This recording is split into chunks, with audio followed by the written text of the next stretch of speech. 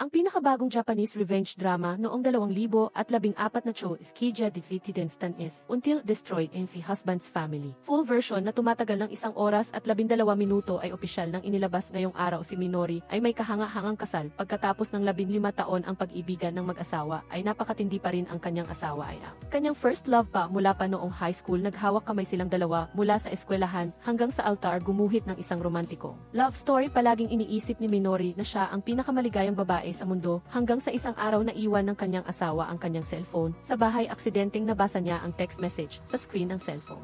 May isang taong nakipagkita sa kanyang asawa sa isang tindahan ng alahas ngayong hapon. Kahit hindi niya alam kung sino, ngunit ang kutob ni Minori ay may naramdaman siya na alala niya kahapon sinabi ng kanyang asawa na may appointment siyang makipag-dinner sa kanyang kasamahan ngayon, ngunit ang lokasyon sa text message ay nasa tindahan ng alahas. Hindi niya maintindihan kung bakit kailangang magsinungaling sa kanya ng kanyang asawa. Patawad, nakalimutan kong dalhin ang aking telepono. Salamat Minori. Mabilis siyang pumunta sa isang law firm para humingi ng tulong. Ang kanyang matalik na kaibigan ay nagtatrabaho doon. Sinabi ng kaibigan na marahil ay masyado lang siyang sensitibo dahil normal namang napakatamis ng pakikitungo sa kanya ng kanyang asawa. Bukod pa rito, maaari ring nagkita muna sila sa tindahan ng hiyas bago nag-dinner o gusto lang siyang sorpresahin ng kanyang asawa. Inalo ng kaibigan si Minori na huwag masyadong mag-alala tungkol dito. Noon pa man si Minori ay likas na mapagduda, ngunit ang kanyang asawa ay laging nagsisikap na mapanatili ang kaligayahan ng kanilang kasal sa loob ng 15 taon, kaya naman lubos na nagtitiwala ang kaibigan sa matatag na asawang ito ng kanyang kaibigan. Sa katunayan, ang asawa ni Minori ay may napakagandang reputasyon. Ang pangalan niya ay Yuda. Isinuman ang nakikipag-ugnayan sa kanya ay puro papuri ang ibinibigay. Bukod pa rito, isang lalaking gwapo at may kakayahan.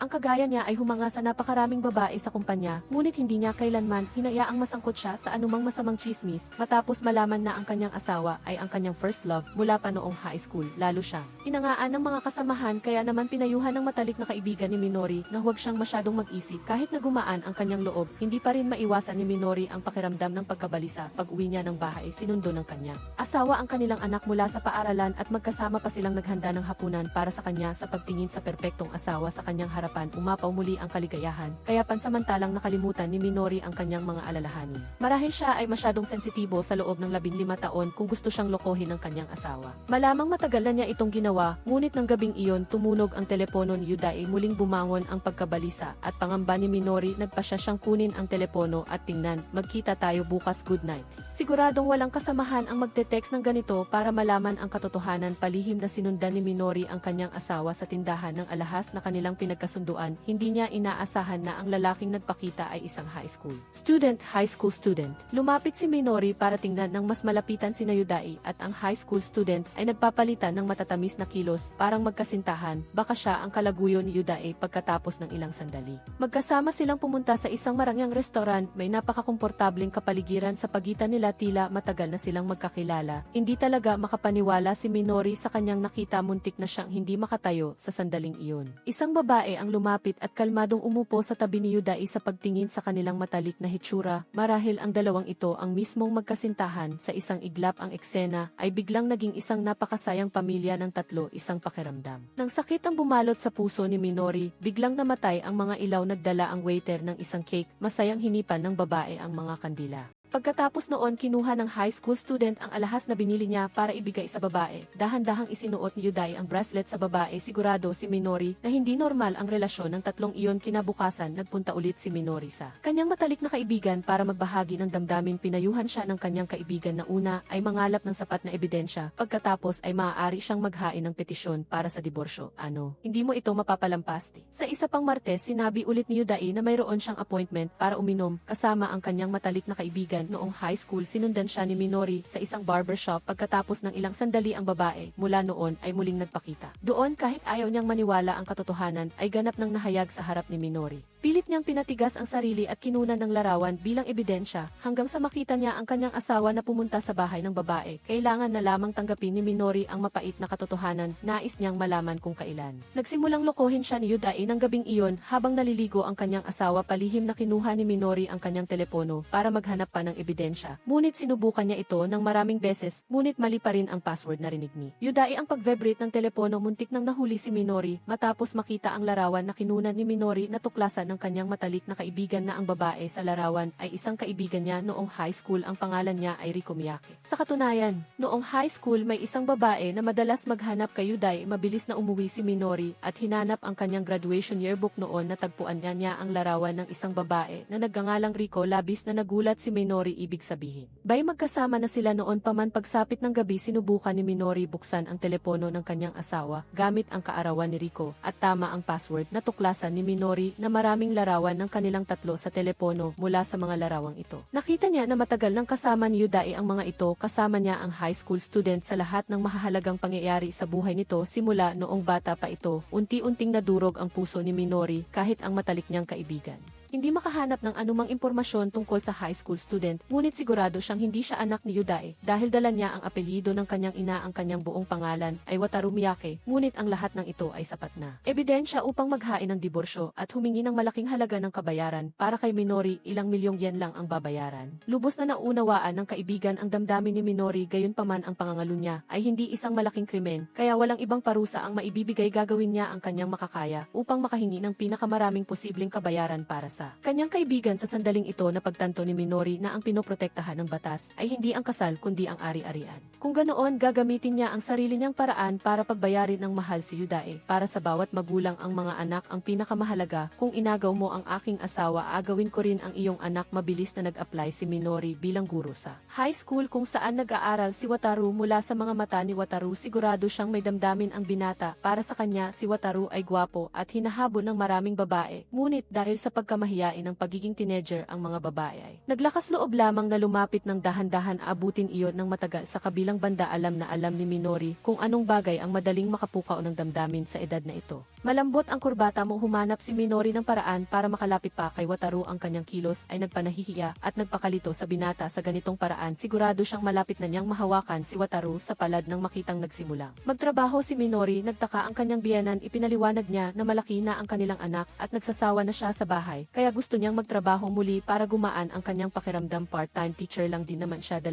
araw lang sa isang linggo, kaya sigurado siyang hindi ito makakaapekto sa pangangalaga sa pamilya. Natakot ang biyanan na baka mali ang intindihin ng manugang, kaya nagmamadali siyang nagpaliwanag na wala siyang intensyon na ipagbawal siyang magtrabaho. Basta't nagkakaisa ang mag-asawa, ayos na. Lubos na sinusuportahan ito ni Yuday. Ganoon ba mabuti iyan? Patuloy na nagtataka si Minori kung si Wataru ba ay anak sa labas ng kanyang asawa. Gusto niya itong kumpirmahin para sa kanyang sarili. Hindi maganda ang English grade ni Wataru at nalalapit na ang semester exam, kaya naman gusto ni Minori na magtutor sa kanya pagkatapos ng klase para hindi maging boring ang pag-aaral. Sinabi rin ni Minori kay Wataru na magtakda ng sarili niyang layunin at gantimpala ito ay makakatulong upang pasiglahin ang kanyang espiritu sa pag-aaral. Ang gantimpala, kung maabot mo ang itinakdang score, gagantimpalaan ka ni Maamti. Nang makita ang manikang nakasabit sa bag ni Wataru, sinasabi ni Minori na naglalaro rin siya ng larong iyon. Nang marinig iyon, biglang naging excited si Wataru. Nagliwanag ang kanyang mga mata, tila gusto niya talaga ang larong ito, kaya nagpa siya si Minori na bigyan siya ng 80 items kung makakuha siya ng 85 puntos sa susunod na pagsusulit. Talaga po. Syempre, sige, galingan mo't opo, gagawin ko ang aking makakayat. Sa totoo lang, palihim na nag-imbestiga si Minori tungkol sa mga libangan ni Wataru para mas madaling mapalapit sa kanya. Sa gayoy, nagtagumpay siya sa pag-alis ng pananggalang ng binata. Ang susunod na hakbang, titingnan niya ang sitwasyon ng pamilya ni Wataru. Pagkatapos marinig ni Minori ang pag-usad ng plano, biglang nalungkot ang matalik niyang kaibigan. Kahit nagsisikap pa rin siyang makipagtulungan sa kanyang kaibigan, natatakot siya na baka lumampas na ang lahat. Siya ang nakasaksi sa pag-ibigan ni na Minori at Yuday at naaalala pa rin niya ang masayang ngiti ng kanyang kaibigan sa araw ng kasal. Kahit nagkamali talaga si Yuday, umaasa pa rin siyang mag-uusap ng tapat ang dalawa, kung hindi man para sa sarili nila, para na lang sa kanilang 5 taong gulang na anak. Marahil ang mga salita ng kanyang matalik na kaibigan ay nagpaalangan kay Minori. Nagpasya siyang bigyan si Yuday ng pagkakataong linawin ang lahat. Yuday, bakit, anong nangyari? Sana makauwi ka ng maaga mamaya, may gusto akong pag-usapan. Makakauwi ba ako ng maaga? Tandaan ko, di sa panahong ito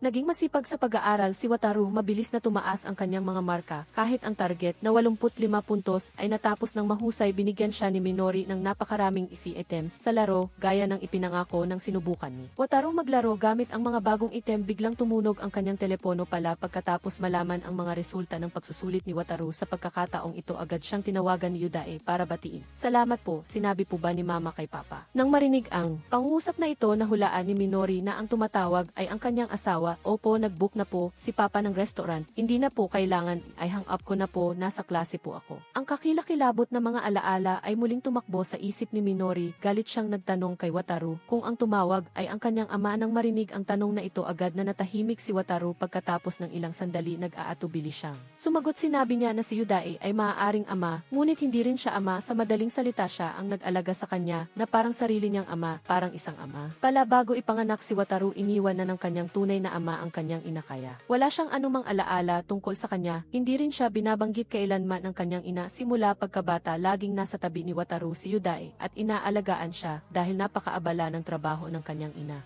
Kaya madalas mag-isa lang siyang nakikipaglaro sa kanya. Nang lumaki siya, nalaman niya na si Yudae ay kasintahan ng kanyang ina. Ang tatlo sa kanila ay nanatiling magkasama. Dahil sa nakasanayan, patuloy na nagtanong si Minori. Gusto niyang malaman kung nagtataka ba si Wataru kung bakit hindi nagpakasal ang kanyang ina at si Yudae. Ngunit bago pa man makasagot si Wataru, isang guro ang nagmamadaling pumasok sa silid-aralan at nagulat na nahimatay ang kanyang ina at dinala sa ospital. Pagkatapos marinig iyon, tumakbo agad si Wataru sa labas. Kahit alam na ni Minori na hindi tunay na anak ni Yudae si Wataru, marami pa rin siyang tanong. Natatakot din siya na kung malalaman ni Yudae na na-ospital si Riko, tatakbo siya upang samahan ito. Tama nga, pagkatapos ng ilang sandali nakatanggap si Minori ng text message mula kay Yudae. Sinabi niya na kailangan niyang mag-overtime gayon kaya hindi siya makakauwi ng maaga. Agad na pumunta si Minori sa ospital. Gusto niyang kumpirmahin ang lahat para sa kanyang sarili. Pagdating doon, mabilis na natagpuan ni Minori ang silid ni Riko. Nang sumilik siya sa silid, hindi niya nakita ang kanyang asawa. Baka masyado lang siyang sensitibo, hindi niya pwedeng pabayaan ang kanyang trabaho para sa isang babae ganoon. Ngunit sa sandaling paalis na si Minori, may pamilyar na anino ang dumaan sa kanya. Hindi napansin ni Yudae ang kanyang asawa at tumakbo diretso sa silid ni Riko habang sinusubukan ni Minori na makinig sa mga nangyayari sa loob ng silid. Nakakuha siya ng tawag mula sa prinsipal ng gabing iyon. Hindi umuwi si Yudae. Patawarin mo ako, Mat. Magdamag na nakaupo si Minori sa sala. Nilayon niyang makipag-usap ng tapat sa kanyang asawa. Ngunit marahil hindi na iyon. Kailangan pa pinili niyang unahin ang kanyang kalaguyo at ang anak na hindi niya kadugo kaysa sa mag-ina ni Minori ang kasal na. Ito ay ganap na naipit. Lalo pang determinado si Minori sa kanyang plano ng paghihiganti. Kinabukasan, humingi ng tawad si Wataru kay Minori dahil sa pag-alis niya sa silid-aralan ng walang pahintulot. Gusto pa rin niya siyang maging tutor na himatay ang kanyang ina dahil sa labis na trabaho, kaya gusto niyang mag-aral ng mabuti at makapasok sa isang prestihiyosong universidad. Pagkatapos ay makahanap ng isang magandang trabaho para mabawasan ang pasanin sa kanyang ina. Kung tutuusin, malapit na siyang maging kuya. Pagkatapos malaman na buntis si Riko sa kanyang asawa, labis na nabigla si Minori hanggang sa siya ay nilagnat at nawala ng malay. Pinayuhan siya ng biyenan niya na huwag masyadong magtrabaho. Tutulungan din siya nito sa gawaing bahay. Simula na bumalik sa trabaho si Minori, tila siya ay pumayat ng ilang kilo nang marinig na sinabi ng manugang niya na wala siyang gana kumain nitong mga nakaraang araw. Nagluto pa siya ng lugaw para sa kanya. Ngunit pagkatapos lamang ng ilang kutsara, sumuka na si Minori. Inisip ng biyenan niya na buntis siya, kaya pinayuhan siyang magpa-check up sa ospital. Ngunit alam ni Minori na imposible ito. Matagal nang hindi nagkikita ang mag-asawa, ngunit si Minori ay umaasa pa rin at nagpa siyang gumamit ng pregnancy test. Baka kung magkaroon talaga siya ng sanggol, babalik sa kanya si Yudae. Gayunpaman, ang katotohanan ay hindi kailanman ayon sa gusto niya. Labis na nalungkot si Minori. Alam niyang hindi tapat ang kanyang asawa, ngunit kailangan niyang magpanggap na parang walang nangyari. Ang kasalukuyang buhay ay nagpaparamdam sa kanya ng pagka-suffocated. Biglang nagpakita si Wataru sa harap niya. Itong hindi inaasahang pagkakataon. Hindi niya inakalang magkikita sila rito. Hindi po iyon coincidence. Ngunit inamin ni Wataru na sinadya niyang pumunta rito matapos malaman na si Minori ay nakatira sa lugar na ito. Araw-araw siyang pumupunta sa kalapit na palengke para hintayin siya. Simula noong huling klase, matagal nang hindi bumabalik si Minori sa paaralan, kaya nag-aalala si Wataru na baka may nasabi siyang mali na nagpagalit sa kanya. Masyado kang nag-iisip, matagal na akong hindi nagtatrabaho kaya medyo napapagod ako. Pinayuhan din ni Minori si Wataru na huwag mag-isip ng kung ano-ano at mag-focus na lang sa pag-aalaga sa kanyang ina. Opo, medyo gumaling na po si Mama. Sa sandaling ito, hindi napigilan ni Minori ang kanyang pag-usisa. Gusto niyang malaman kung ano ang reaksyon ng kanyang asawa matapos malaman na buntis si Riko, kaya tinanong niya si Wataru. Sinabi niya na si Yudae ay labis na masaya at sabik na hawakan ang sanggol sa kanya mga braso. Pakiramdam niya napakatagal ng 0 buwan na pagbubuntis. Kahit pa ipinangako pa niya na siguradong papakasalan niya ang kanyang ina, sayang lang at hindi pa ito ang tamang panahon para kay Minori. Ang mga salitang ito ay parang kidlat na tumama siya, ay tulala sa kanyang kinatatayuan at ang kanyang buong mukha ay nagdilim. Pagkatapos niyang kumalma mabilis siyang nagpaalam kay Wataru at umalis ng gabing iyon si Yudai ay napakaalalahanin din tungkol sa kalagayan ni Minori. Sinabi sa kanya ng kanyang ina ang tungkol sa kalusugan ng kanyang asawa. Ayos lang ako di, mabuti kung ganoon. Ang walang pakialam na sa loobin ni Yudai ay nagdulot ng labis na pagkabahala kay Minori nang mahimatay ang kanyang kalaguyo. Nagmamadali siyang umalis sa trabaho para samahan ito. Ngunit nang siya ay napagod, ilang tanong lamang ang natanggap niya. Pagkatapos ng maingat na pag-iisip, nagpasya si Minori na magsimula na siya. Kailangan niyang alamin para sa kanyang sarili kung anong alindog ba talaga mayroon si Rico na labis na nagpaibig sa kanyang asawa. May bagong customer si Rico. Pagkatapos lumingon, labis na nagulat si Rico nang makita si Minori. Hindi niya inasahan na kusang pupunta ang asawa ng kanyang kasintahan sa sandaling ito. Maaari ilang si Rico na manalangin na hindi pa alam ni Minori ang nangyayari. Hello maamti. Nang makitang tila kalmado pa rin ang kabilang partido, medyo nakahinga ng maluwag si Rico. Masigla niyang tinanong si Minori tungkol sa estilo ng buhok na gusto niya. Gusto kong paikliin, masyadong nakakaabala ang mahabang buhok. Naiintindihan ko. Sinadya ni Minori na purihin ang kwintas na suot ni Rico nang makita iyon si Rico. Si Rico ay kaswal ding nagbahagi na ang regalo ay galing sa kanyang anak sa kaarawan nito. Ilang taon na ang anak mo, 18 anyos na siya ngayong taon talaga. Hindi ko akalain na may ganyan ka ng kalaking anak naman. Si Minori ay nagpatuloy sa pagpuri sa anak ni Rico bilang isang masunuring bata dahil nakabili ito ng ganoong kamahal na regalo para sa kanyang ina. Pagkatapos magsalita, sinadya ni Minori na ipakita ang pulseras sa kanyang kamay. Ito ay regalo mula sa asawa ko. Habang nag-uusap, nagpakita si Rico ng mga senyales ng pagbubuntis. Mabilis siyang tumakbo papunta sa banyo upang ayusin ang kanyang magulong pag-iisip. Siya at si Yudai ay magkasama na sa loob ng mahigit 10 taon nang hindi nahuli, ngunit ngayon na siya ay nagdadalang tao. Si Minori ay bumalik na naman dito. Nag-alala si Rico na hindi ito nagkataon lang. Ayos ka lang ba? Nakita ko na hindi maganda ang kulay mo kaya medyo nag-alala ako. Baka naman nagbubuntis ka. Sa palagay ni Minori, ang mga babaeng nagbubuntis at naglilihi ay tiyak na pagod at kailangan ng asawa sa tabi. Dati lagi siyang inaalagaan ni Yudai, kaya nalampasan niya ang mahirap na panahong ito. Nang marinig ni Rico na single pa siya, nagtanong si Minori nang may pag-usisa tungkol sa ama ng bata. Hindi madali para sa isang single mother na magpalaki ng 2 anak. Ang panganay kong anak ay high school na. Hindi ba mas nakakabahala yan? Bakit naman? Ang bata ay nasa edad ng pagbabago ng pag-iisip at pag-ugali. Hindi ba ang aking anak ay walang interes sa ganyang mga bagay? Hindi maaari lahat ng bata sa edad na ito ay ganyan. Si Minori ay nagpaalala pa kay Rico tungkol sa lalaking nasa tabi niya. Kung siya ay isang mabuting lalaki, dapat ay nag-alok siyang magpakasal sa iyo pagkatapos niyang malaman na buntis ka. Dahil hindi niya alam kung paano sasagot Ate Rico, may tawag ka. Ang tawag sa telepono ay nakagambala sa kanilang dalawa, ngunit si Minori ay talagang nakapagdulot kay Rico ng pagkabalisa. Gusto niyang malaman kung kailan siya formal na pakakasalan ni Yudai. Plano ni Rico na magpadala ng text message, ngunit nagpasya siyang tanungin siya ng direkta tungkol dito. Kinabukasan, bumalik si Minori sa paaralan nang makita ang bago niyang buhok. Nahihiyang pinuri ito ni Wataru. Ang ganda po. Hindi man lang makatingin ng diretsyo si Wataru sa kanya. Ang taong nakaramdam ng amoy sa estudyanteng si Minori ay sigurado kumagat na sa pain. Ngayon ang bango mo, nagpabango ka ba? Opo, mula nang mabuntis si Rico, mas madalas nang umuwi si Yudai. Naglaan din siya ng oras para alagaan ang mga anak at gumawa ng gawaing bahay, at ang kanyang pananalita ay naging mas matamis. Paminsan-minsan ay tumatakbo pa siya upang maglambing kay Minori. Napakalungkot ko, huwag mong gamitin ang marumi mong mga kamay para hawakan ako. Nagpigil si Minori. Naalala niya ang babala ng kanyang matalik na kaibigan.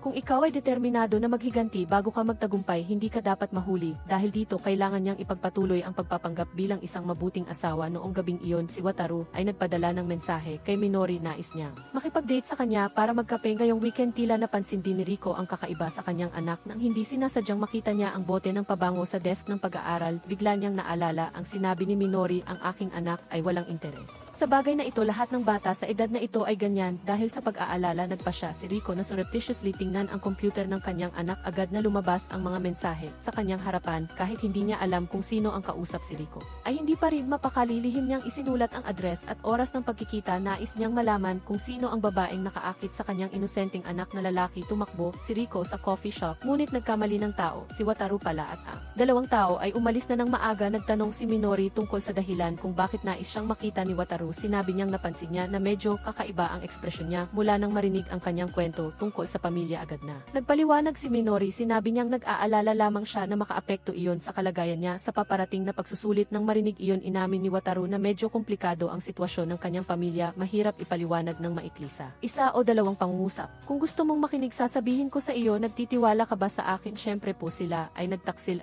Si Wataru ay nagsabi na ang kanyang ina ay nakikipag-date sa isang lalaking may asawa, ngunit hindi niya nakikita na may nagawa siyang mali. Ang lalaking iyon ay mukhang isang mabuting tao. Ang dalawang tao ay nagkasama ng kusa. Ang pag-ibig ay hindi mali hanggat masaya ang kanyang ina. Tatanggapin niya ang lahat. Bukod pa rito, kahit hindi sila kasal, si Yudae ay nag-alaga sa kanila sa loob ng mahigit 10 taon. Nagpapakita iyon na siya ay isang responsableng lalaki, ngunit hindi iyan tama. Wataru, iginiit na si Yudae ay nagtaksil dahil sa sarili niyang dahilan. Maaaring ang dating kasal ni Yudae ay isang maling desisyon, kaya nagawa niya ang pagpipili ang labag sa kanyang konsensya. Si Yudae ay tiyak na hindi masamang tao. Nang marinig ang mga salitang ito, si Minori ay labis na nagalit. Hindi niya akalain na ang kausap niya ay magiging ganoon ka-selfish. Dahil lamang sa sarili niyang kaligayahan, itinulak niya ang ibang pamilya sa bangin. Bagamat hindi siya makakapag-akusa ng direkta, ayaw na rin ni Minori na ipagpatuloy ang pag-uusap na ito. Kailangan na niyang umuwi. Sandali lang po, Minori. Hindi maintindihan ni Wataru kung bakit ganoon na lamang ang naging reaksyon ni Minori. Ang totoo ay mayroon siyang pagkabata na katulad niya mula pagkabata. Hindi alam ni Minori kung sino ang kanyang ama. Nakita lang niya ang kanyang ina na palihim na lumuluha nang mamatay ang kanyang ina. Hindi nagpakita ang kanyang ama. Doon lang niya nalaman ang tungkol sa kanyang pinagmulan. Sabi nila nakipag-date siya sa isang lalaki at ipinanganak ang bata ito. Ay parang karma. Buti na lang at kinuha siya ng lolo niya. Ang kanyang ina ay lumikha ng trahedyang ito dahil sa pag-ibig sa isang taong hindi niya dapat mahalin, at siya ay mananatiling isang batang puno ng kasalanan na hindi nangangahas na mamuhay. Nang nakataas ang ulo, ayaw talaga niyang may makaranas ng sitwasyong katulad niya. Patawad, hindi ko naisip ang iyong nararamdaman dahil ayaw niyang mamatay ng nag-iisa. Tulad ng kanyang ina, si Minori ay naghangad ng isang masayang kasal mula pagkabata. Ganoon na lamang ang pagsisikap ko na maging masaya nang biglang tumunog ang telepono ko. Siya ang asawa ko at ang taong itinuturing mong ama. Lubos na natigilan si Wataru. Akala niya ay nagbibiro ang kanyang guro. Sa tingin mo ba ay may ganoong pagkakapare-pareho sa mundo? Kayo mismo ang sumira sa pamilya ko. Galit na galit ako sa inyo. Hanggang sa kaibuturan ng buto ko. Pagkatapos magsalita ay mahigpit na tumalikod si Minori. Kasabay nito si Rico ay labis na nag-aalala dahil hindi niya makita ang kanyang anak. Sigurado siyang may kakaiba sa bagay na ito. Kung masaktan si Wataru, tiyak na hindi niya mapapatawad si Minori. Pagkatapos kumalma na pagtanto ni Minori na medyo labis ang reaksyon niya, ngunit hindi niya inasahan na si Wataru ay walang kahit katiting na pagka-guilty.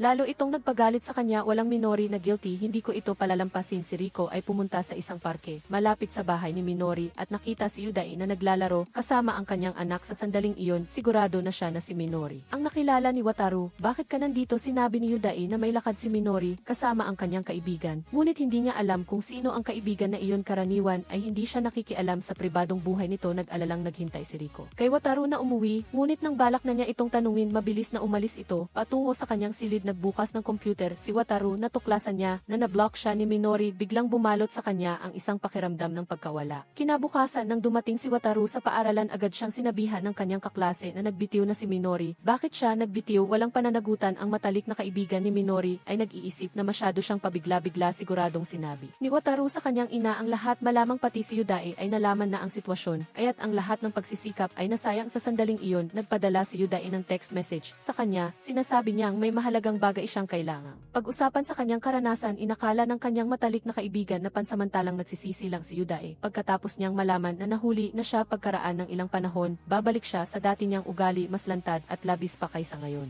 Ngayong gabi, ang unang gagawin niya ay humingi ng tawad. Sinabihan niya si Minori na huwag siyang magpapalambot. Ang layunin niya ay bawasan lamang ang halaga ng bayad pinsala. Pagkatapos malaman na nag-resign si Minori, labis na nag-alala ang kanyang biyenan. Sabi mo masaya ka sa trabaho mo, bakit bigla kang magre-resign? Ginawa ng biyenan ang lahat para aliwin ang kanyang manugang. Ipinapakita na lagi siyang sumusuporta sa kanya. Nang marinig ang mga salitang ito, lubos na naantig si Minori. Gusto niyang sabihin ang lahat sa kanyang biyenan, baka matulungan siya nitong disiplinahin ang kanyang masamang anak. Pagkatapos noon, luluhod siya para humingi ng tawad. Ngunit mabilis na bumalik sa realidad si Minori. Siguro ang kasal na ito ay hindi na talaga maililigtas. Tulad ng hinulaan ng kanyang matalik na kaibigan pagdating ni Yudae ay humingi na agad siya ng tawad kay Minori patawad tapos na ang lahat. Ngunit ang dahilan ng kanyang paghingi ng tawad ay dahil sa ibang bagay sinabi sa kanya ng kanyang anak na hindi maganda ang pakiramdam ng kanyang ina kamakailan at sinabi pa na lahat ay kasalanan niya kahit hindi niya alam kung ano ang nagawa niyang mali. Inisip pa rin ni Yudae na dapat siyang humingi ng tawad. Umaasa siya na maipapakita sa kanya ni Minori kung saan siya nagkamali. Tiyak na susubukan niyang magbago. Humihingi ka lang ng tawad. Dahil dito, mayroon pa bang iba sa sandaling ito na pagtanto ni Minori na baka hindi pa inilalantad ni Wataru ang nangyari sa pagitan nila. Agad na tinawagan ni Minori ang kanyang matalik na kaibigan.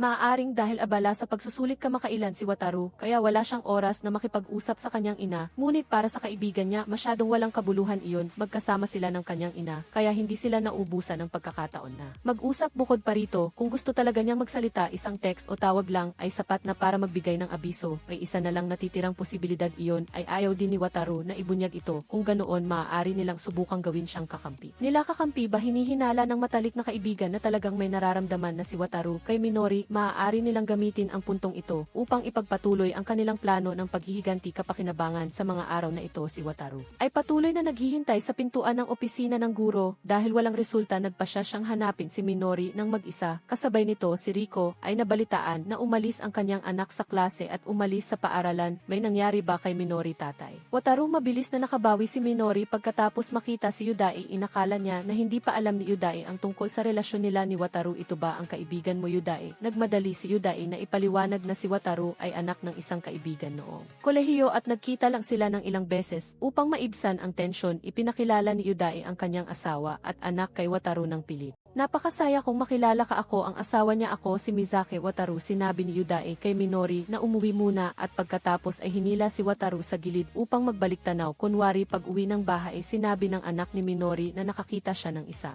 babae na halos kamukha ni Wataru. Sino ang babae? Na-meet po siya ni tatay sa parke. Ang sinabi ng kanyang anak ay nag-alala kay Minori. Baka may napansin si Riko. Maghihiganti ba siya sa kanyang anak? Kahit ano paman ang mga anak ang kahinaan.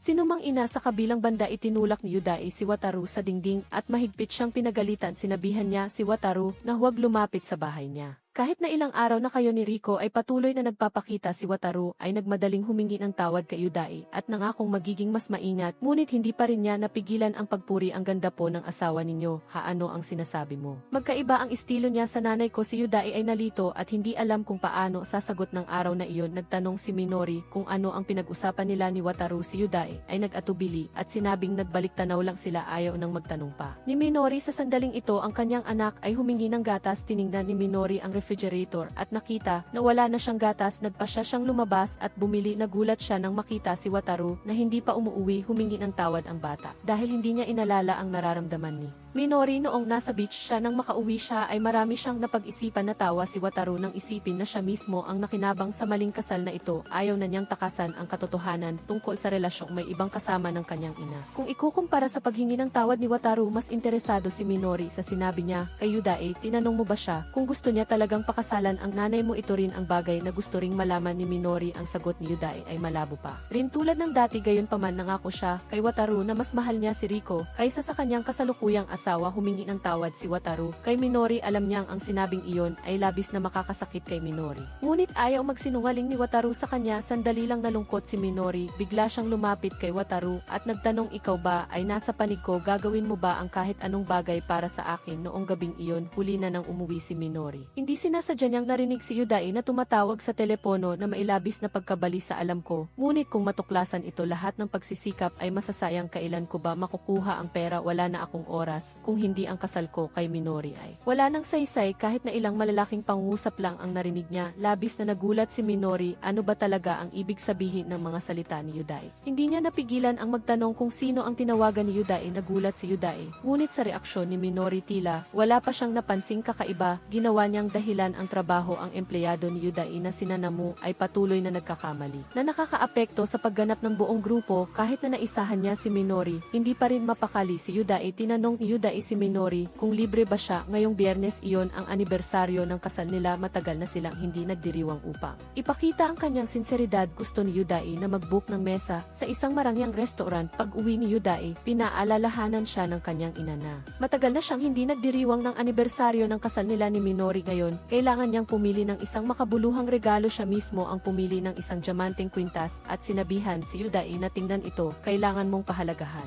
si Minori upang lahat tayo ay maging masaya. Sa huli pumili si Yudae ng isang 3-star Michelin restaurant. Lubos na naantig si Minori, 17 taon na ang lumipas mula nang magkakilala sila. Gusto niyang tanungin si Yudae ng isang tanong.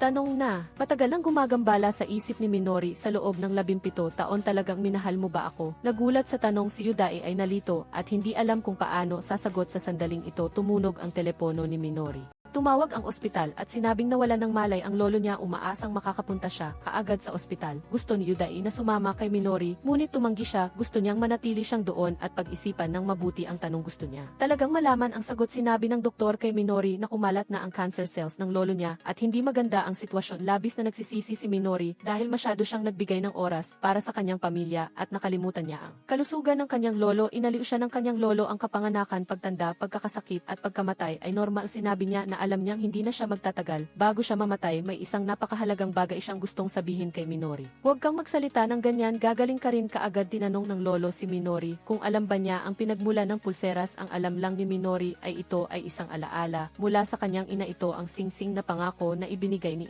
Tsukishiro Susumu sa kanyang ina. Inihayag ng lolo na si Tsukishiro Susumu ang totoong ama ni Minori. Dati ang kanyang ina ay isang tindera sa tindahan ng alahas ng Tsukishiro. Bigla siyang napansin ni Tsukishiro, ang presidente ng Tsukishiro Group D. Nagtagal na buntis ang kanyang ina. Dahil may pamilya na si Tsukishiro, gusto niyang ipalaglag ng kanyang ina ang bata. Ngunit nagpumilit ang kanyang ina na manganak at binigyan na lang siya ni Tsukishiro ng pera at pinutol ang koneksyon. Ng naaksidente ang kanyang ina, may nagsabing papunta siya para hanapin si Tsukishiro. Ang aksidenteng iyon ay hindi kailanman naiulat ng anumang media hanggang ngayon. Kung maingat na imbestigahan ng media ang aksidente, ang kanyang pakikiapid ay malalantad. Ginamit ng Tsukishiro Group ang pera para patahimikin ang lahat. Nagalit ang lolo noon nang malaman niya ang kasuklam-suklam na ginawa ni Tsukishiro. Hiniling niya kay Tsukishiro na huwag nang magpakita pa sa harap nila ni Minori. Ayaw din niyang tawagin ni Minori ang ganoong kasamang tao na ama. Ang perang ibinigay ni Tsukishiro para kay Minori ay iningatan ng lolo. Tinitiyak ni Tsukishiro na maingat itong maibigay sa kanyang apo sa hinaharap, at bilang karagdagan, binigyan din ni Tsukishiro si Minori ng ilang stock sa kumpanya. Sa kabila ng biglaang pagkuha ng napakalaking kayamanan, labis pa ring nalulungkot si Minori. Gaano man karami ang pera niya, hindi niya mabibili ang kaligayahan para sa kanya. Wasak na ang pamilya ko, kailan ko ba makukuha ang pera? Biglang nagulat si Minori. Ang pera ba na binanggit ni Yudae sa telepono noong araw na iyon ay may kaugnayan sa kanyang pagkakakilanlan. Naalala niya na si Yudae ay palaging interesado sa balita tungkol sa Tsukishiro Group at gusto rin niyang bumili ng mga bagay mula sa Tsukishiro kapag pumipili ng mga regalo. Gayunpaman, kahit si Minori, hindi niya alam ang sikreto na ito. Paanong nalaman ni Yudae? Pag uwi ni Minori, nag-alala ang kanyang biyenan tungkol sa kalagayan ng lolo. Nakita nitong malungkot siya, kaya dahan-dahan itong umupo at inalo si Minori. Kung hindi maganda ang pakiramdam mo, kumain ka ng matatamis. Lalabas ako at bibilhan kita. Salamat, inay. Mag-ingat po kayo sa paglabas. Lihim na nagpasalamat si Minori sa Diyos dahil binigyan siya ng isang mabait at maalalahanin na biyenan. Sa sandaling ito, biglang tumunog ang telepono ng kanyang biyenan na naiwan sa mesa. Hindi sinasadyang nakita ni Minori ang mensahe mula kay Yudae. Natigilan siya. Pagkatapos nating makuha ang pera, kailangan na nating kumilos. Pagkaalis ng kanyang biyenan upang kumpirmahin ang kanyang hinala,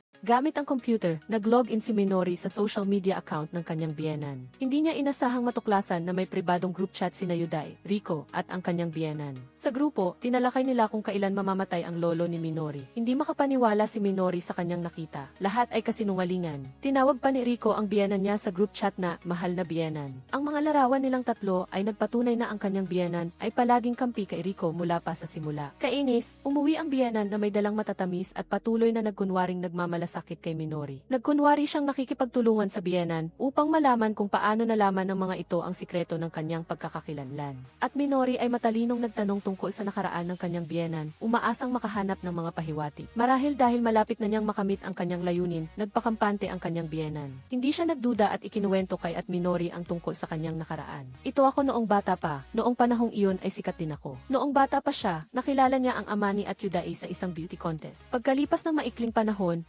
Nagpakasal sila at nagkaroon ng anak na si Atyuday. Gayunpaman, dahil sa pagiging sugaro ng ama ni Atyuday at sa pagkakabaon nito sa utang, nauwi sila sa diborsyo. Sa simula, inakala niyang kaya niyang palakihin si Atyuday ng mag-isa. Ngunit kalaunan ay nalaman niyang gaano man siya magsikap, ang buhay ay napakahirap pa rin. Nakita niya si Atyuday, hindi siya makalaro ng malaya tulad ng ibang bata, labis siyang nasaktan. Hanggang sa isang araw, nakita niyang nagre-recruit ng katulong ang isang malaking kumpanya. Sinubukan niya ang kanyang kapalaran at natanggap. Dahil sa trabahong ito, lalong naging matatag ang buhay nilang mag-ina. Bukod pa rito, nakakilala siya ng isang kaibigan, isang empleyado na nagtatrabaho sa kumpanyang iyon, ngunit ang kaibigan ay isang mistress. Naramdaman ni Atminori na ang kaibigan na binanggit ng kanyang biyenan ay maaaring ang kanyang ina at ang malaking kumpanya ay ang Tsukishiro Group. Sinabi ng kanyang biyenan na pinayuhan niya ang kaibigan na huminto, na ang ganoong uri ng relasyon ay walang magandang kahihinatnan. Ngunit hindi nakinig ang babae sa payo, at kalaunan ay hindi lang siya iniwan kundi nawalan pa ng trabaho. Ang totoo, matapos malaman ang relasyon sa pagitan ni Tsukishiro at ng ina ni Atminori, lihim na nag-ipon ng ebidensya ang biyenan at ipinagbili ito sa isang pahayagan. Dahil dito, napilitan ang ina ni Atminori na putulin ang koneksyon kay Tsukishiro. Matapos mabunyag ang insidente, pinalayas din ang biyenan sa bahay ng mga Tsukishiro. Nabalitaan na nagkaroon daw ito ng aksidente sa sasakyan. Ang pahayag na ito ay lalong nagpakumbinsi kay Atminori na ang kaibigan na binanggit ng kanyang biyenan ay ang kanyang sariling ina. Kalaunan, hindi sinasadyang nalaman ng biyenan na gustong gamitin ni Tsukishiro ang pera upang itago ang katotohanang mayroon siyang anak sa labas. Lalo itong nagpainggit sa kanya. Nagkataon na ang high school na pinapasukan ng anak sa labas ay ang high school din ni Atyuday. Naniniwala siyang ito ay tadhana, kaya't hinikayat niya si Atyuday na ligawan si Atminori. Sa oras na iyon, nilinaw ni Atyuday na may gusto siyang ibang babae, ngunit hindi ito pinansin ng kanyang ina. Kahit dalawang babae pa, naniniwala akong kaya mong ayusin. Sa simula, nagulat si Atyuday nang marinig niya ito mula sa kanyang ina. Kung mapapangasawa mo ang babaeng iyon, may pera tayong hindi mauubos habang buhay. Gayunpaman, nang malaman niya ang intensyon ng kanyang ina, mabilis na sumang-ayon si Atyuday dahil para kay Atyuday, ang pagiging mahirap ang pinakakinatatakutan sa mundong ito. Kaya tinalikuran niya si Rico at sinadya niyang lumapit kay Midori hanggang sa isang araw ay hindi sinasadyang nagkita silang muli ni Rico sa daan. Sa sandaling ito, naalala ni Yudai ang sinabi ng kanyang ina na huwag magpaalam na siya ay may dalawang babae. Nang malaman ang plano ni Yudai,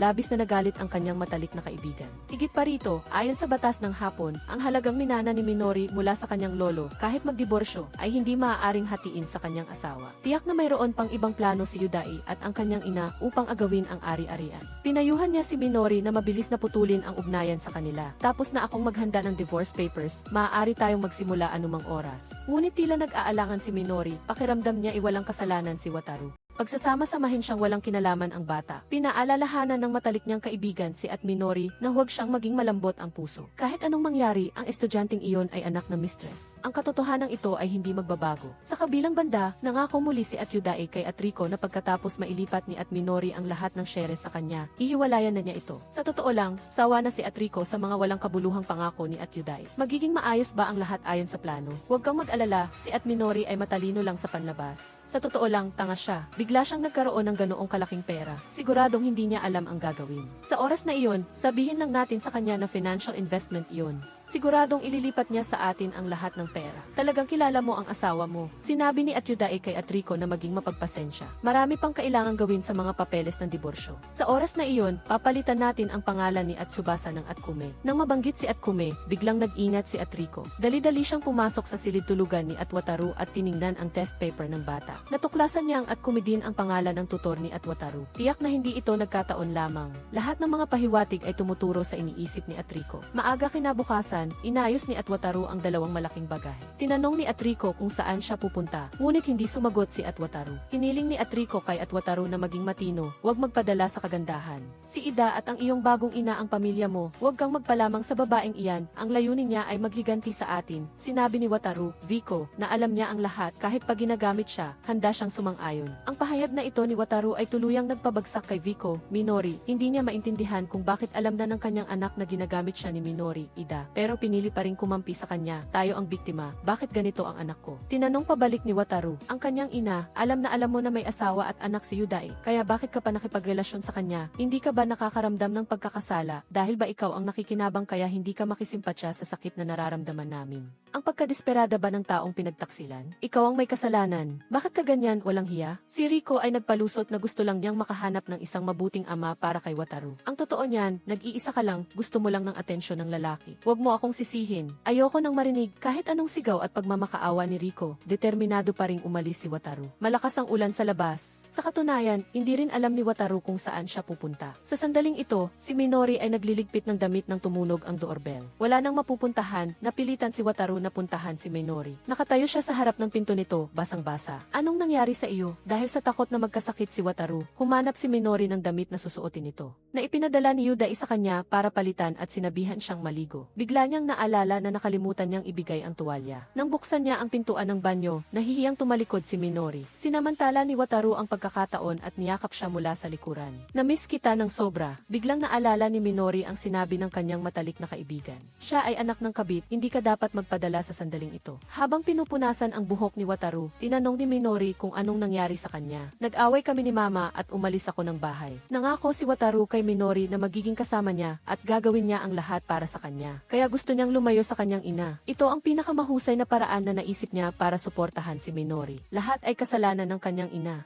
Walang dahilan para masaktan si Atminori. Taos puso siyang humingi ng tawad kay Atminori. Huwag kang humingi ng tawad, putol ni Atminori kay Wataru. Gusto ng bata na malaman kung ano ang kailangan niyang gawin para mapatawad sila ni Atminori. Tahimik si Atminori na naghintay hanggang sa tumila ang ulan. Pinauwi ni Atminori si Wataru. Pagkalipas ng maikling panahon, lumala ang kalagayan ng kanyang lolo. Bago siya pumanaw, ginamit niya ang lahat ng kanyang lakas para humingi ng tawad kay Atminori. Para kina Yudai at sa kanyang ina, dumating na sa wakas ang araw na hinihintay nila. Habang lihim silang nagdiriwang, isang pamilyar ngunit estrangherong figura ang pumasok sa funeral home. Ito ang ama ni Atminori, si Ginoong at Tsukishiro Susumu. Ang pagdating ni Tsukishiro Susumu ay nagdulot ng bulungan sa lahat ng nasa burol, lalong ikinagulat ng biyenan at ni Yudai. Ang ama na matagal nang wala sa buhay ni Minori sa loob ng 35 taon ay biglang sumulpot, nagbigay ng masamang pakiramdam, at ang sumunod na kilos ni Minori ay labis na ikinabahala ni Yudai. Hindi inakala ng sinuman na si Minori ay kusang aatakihin si Chairman Tsukishiro. Sinabi niya kay Tsukishiro Susumu na alam na niya ang lahat mula sa kanyang lolo at talagang curious siya sa nangyari noong araw na naaksidente sa kotse ang kanyang ina. Hindi na nagtago si Tsukishiro Susumu at dumalo sa burol ng lolo ni Minori. Handa na siyang harapin ang nakaraan at nagpasya siyang sabihin kay Minori ang buong katotohanan. 32 taon na ang nakalipas, umibig siya sa ina ni Minori sa unang tingin. Noon, kakapasok pa lang niya sa Tsukishiro Group, inayos ng kanyang mga magulang ang isang kasal na hindi niya gusto. Ang mga inaasahan ng angkan ay parang bundok na dumadagan at nagpapahirap sa kanya huminga. Ang presensya ng ina ni Minori ay nakatulong na maibsan ang pasaning iyon. Hanggang sa araw na nagbuntis ang ina ni Minori, inakala niyang magagamit niya ang sanggol upang makipagnegosasyon sa kanyang ama, hihingi ng tulot na pakasalan ang ina ni Minori, ngunit napakabata pa ng kanyang pag-iisip. Para sa mayayamang angkan, ang pag-ibig ay pampalasa lamang. Nang buhay habang ang kasal ay dapat nakakabit sa interes. Hindi pa kasama na ang ina ni Minori ay galing sa mahirap, hindi matugunan ang pamantayan ng kanyang mga magulang. Ngayon, ang kanyang relasyon sa labas ay ibinunyag ng press. Hiningi ng kanyang ama na putulin niya agad ang relasyon sa mag-ina ni Minori para protektahan ang dangal ng angkan, kung hindi ay kakaharapin ang mga kahihinatnan. Walang magawa, sumuko si Tsukishiro Susumu. Hanggang sa araw ng aksidente sa kotse, buong tapang na pinuntahan siya ng ina ni Minori, humingi ng pabor bilang isang ama na makita ang anak na babae kahit isang beses. Bilang isang ina, nadama niya ang kalungkutan sa puso ni Minori. Ang hiling ng bata sa kanyang ikalimang kaarawan ay ang makita ang kanyang ama. Noong oras na iyon, naiintindihan ni Tsukishiro Susumu ang damdamin ng mag-ina, ngunit alam niyang higit kanino man na ang pagkikita kay Minori ay magdadala lamang ng kapahamakan sa kanilang dalawa. At mismong araw na iyon, na aksidente sa traffic ang ina ni Minori. Si Tsukishiro Susumu ay labis na nagsisisi. Alam niyang wala siyang karapatang humingi ng tawad kay Minori, ngunit nangako siyang mula ngayon, anumang hilingin ni Minori, gagawin niya ang lahat para tumulong. Sabi ni Minori na hindi na kailangang maghintay, hihilingin na siya ngayon. Sinabi niya sa kanyang ama ang kasalukuyang sitwasyon. Ito lang ang paraan para makabawi siya sa amin. Pag-uwi, nagkunwari ang biyenan na walang alam, nagpanggap na nagulat nang malaman si Minori, na anak sa labas ng isang mayaman na angkan. Tinanong ni Minori ang biyenan, siguradong marami kang gustong sabihin sa iyong ama, pagkatapos ng maraming taong hindi pagkikita. Sabi ni Minori, ang isang ama na wala sa loob ng 35 taon ay walang damdamin. Nagkita lang para pag-usapan ang pera. Lihim na natuwa ang biyenan. Nangyayari ang lahat ayon sa plano niya. Pagkatapos ng 17 taon ng paghihintay, sa wakas ay mababago na niya ang kanyang buhay. Ngunit Ngunit ang kagalakang ito ay kailangan pa rin niyang itago, hindi maaaring ibunyag. Nagpatuloy siyang magkunwari na nag-aalala kay Minori, pinapayuhan siyang itabi muna ang sakit tungkol sa pera. Pag-uusapan natin ito mamaya. Ang pinakamahalagang bagay ngayon ay ang asikasuhin ng maayos ang buro ng iyong lolo. Salamat, inay.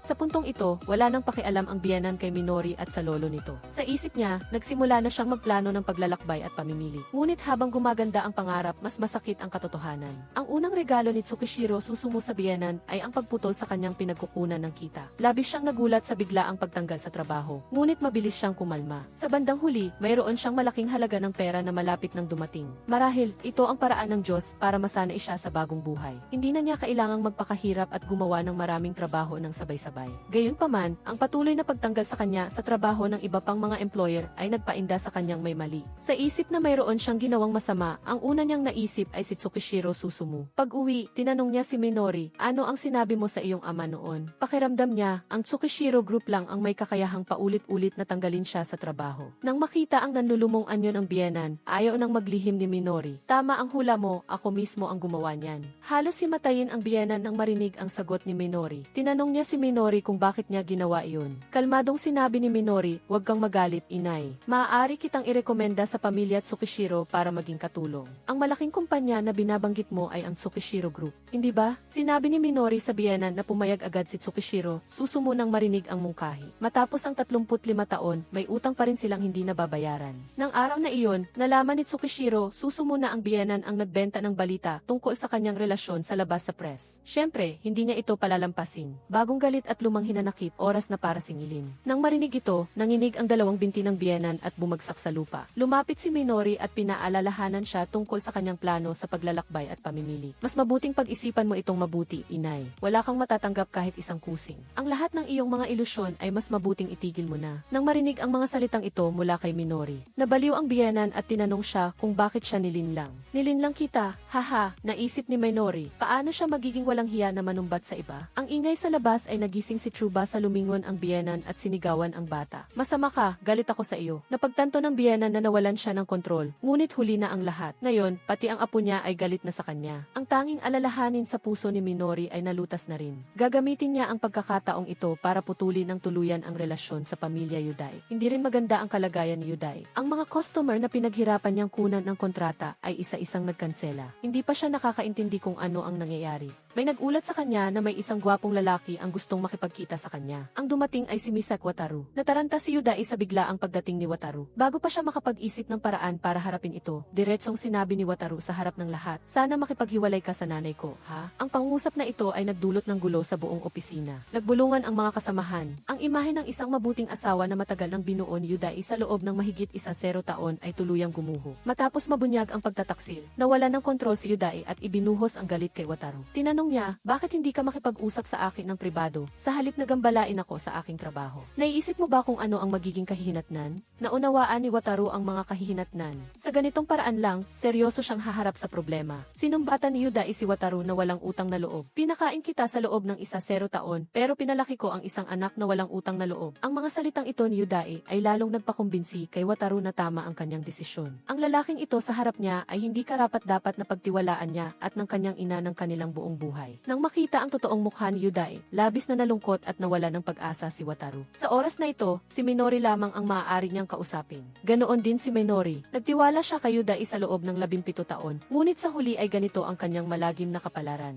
Pag-uwi ni Yuday, naghanda si Minori ng hapunan gaya ng dati. Ngunit kakaiba ang hapunan ngayong gabi, puro talong. Bagamat hindi niya alam kung ano ang ibig sabihin ng talong sa Japan, ang ekspresyon ni Yuday ay nagpapahiwatig na tiyak na hindi ito maganda. Pilit niyang pinuri si Minori, ang galing mo pa ring magluto, gaya ng dati. Sinamantala ni Minori ang pagkakataon at tinanong si Yuday kung kumpara kay Rico, sino ang mas magaling? Anong sinasabi mo? Natigilan si Yuday. Ang ekspresyon ni Minori ay nagpapahiwatig na alam na niya ang tungkol kay Rico. Sinubukan niyang magdahilan, ngunit pinayuhan siya ni Minori na huwag nang mag-aksaya ng panahon. Wala bang sinabi sa iyo ang iyong ina? Nagmadaling kinuha ni Yuday ang kanyang telepono. Nasa screen ang 10 missed calls mula sa kanyang ina. Alam mo na ba ang lahat? Nagmamakaawa si Yuday kay Minori na kumalma. Bigyan mo ako ng pagkakataon na magpaliwanag. Inihagis ni Minori ang tumpok ng mga photos ng ebidensya sa mesa sa harapan ni Yuday. Nakita niya ang mga photos, ngunit hindi pa rin umamin si Yuday. Kumalma ka muna, pakinggan mo muna ang paliwanag ko. Biglang naisip ni Yuday si Risa. Ginamit niya ang kanyang anak upang magmakaawa kay Minori na patawarin siya. Sa pagkakita sa hitsura ni Yuday, tumawa lang si Minori ng pilit. Pinayuhan niya ito, sa halip na magmakaawa sa akin, dapat ay gamitin mo ang oras na iyon para pangalagaan ang bata sa sinapupunan ni Rico. Ngayon lang napagtanto ni Yuday na hindi nagsisinungaling si Minori. Talagang alam na niya ang lahat. Nagmamakaawa si Yuday kay Minori na isipin ang kanilang 17 taon ng pagmamahalan. Bigyan mo ako ng pagkakataon na makabawi. Walang pag-aalinlangan, inilabas ni Minori ang nakahandang kasunduan sa diborsyo. Natanggap na ni Yuday at ng kanyang biyanang babae ang kanilang nararapat na parusa. Susunod na haharapin ni Minori si Rico. Ngunit nagkunwari si Rico na inakusahan si Minori ng pagiging immoral, gamit ang kanyang pagiging guro upang akitin ang kanyang anak. Galit na galit si Rico na humingi kay Minori na ibigay ang kanyang anak. Isang linggo nang nawawala si Wataru sa bahay. May ganap akong dahilan para maghinala na kinidnap mo siya. Ito ay isang krimen. Hindi ba krimen ang pangangalo niya? Dahil lang sa hindi ka makukulong, mapapatawad na ang pangangalo niya? Gusto ko lang na maramdaman mo kung paano mawala ng isang mahal sa buhay. Ano ang mga pinagsasasabi mo? Ikaw ang nagbibiro. Sa pag-alam na siya ay mali, mabilis na lumuhod si Rico at humingi ng tawad kay Minori. Nagmamakaawa na ibalik ang kanyang anak. Sa sandaling ito, lumabas si Wataru. Nang makita si Wataru na ligtas at walang pinsala, nagbago na naman ang isip ni Rico at sinubukang sisihin si Minori. Ngunit nilinaw ni Wataru na wala itong kinalaman kay Minori. Simula nang umalis siya sa bahay, hindi niya kailanman nakita si Minori. Hindi pa rin maintindihan ni Rico kung bakit kinakampihan ni Wataru si Minori ng ganoon. Maliwanag na ako ang ina mo. Siguradong inakit o tinakot ka ng babaeng iyon. Pinutol ni Wataru, hindi ganoon. Kusang loob ko siyang gusto. Nang marinig iyon, nagalit at natawa si Rico. Hindi niya maintindihan kung anong salamang ka mayroon si Minori upang maakit ng ganoon ang kanyang anak. Wataru, alam mo ba? Ang hairstyle na iyan ay gupit sa kanya ng nanay mo. Ha? Ngunit hindi sinabi ng nanay mo kay Yuday ang tungkol dito, hindi ba? Matagal nang nagtataka si Minori kung bakit hindi sinabi ni Rico kay Yuday ang tungkol dito. Ngayon, naintindihan na niya. Sa madaling salita, masyadong insecure si Rico. Natatakot siya na mag-aalala at hihiwalayan siya ni Yuday kapag nalaman ito. Alam ni Rico na nakakahiya ang pagiging pangatlong partido, kaya itinago niya ito dahil sa kanyang sensitivity at insecurity. Ang mga salita ni Minori ay tumusok ng diretso sa puso ni Rico na parang kutsilyo na nagpahina sa kanya ng lubusan.